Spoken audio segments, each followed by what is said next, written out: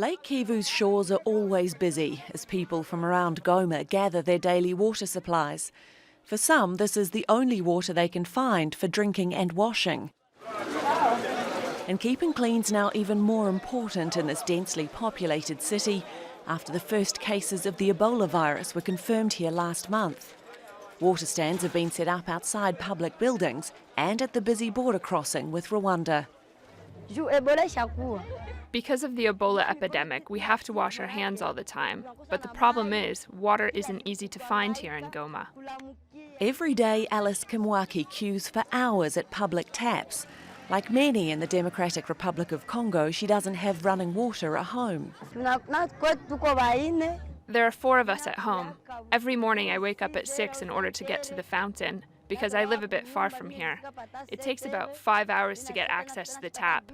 We suffer a lot because we need at least 5 cans per household. The Ebola virus begins with a fever and vomiting, and often leads to massive internal bleeding and death. It's spread through direct contact with body fluid, so good hygiene's vital. Even the dead and their coffins are sanitised before being buried.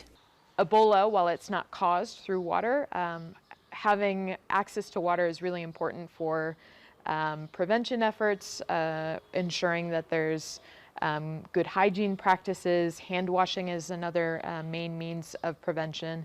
And so while water is not the cause, it's still really important for helping to curb this epidemic. Nearly 2,000 people have been killed so far in what's the longest and deadliest outbreak in the country's history. There have been no new cases reported in Goma this month, but many in the city still fear how they'll be able to avoid the disease if they don't have enough water to wash their hands. Alexi, Al Jazeera.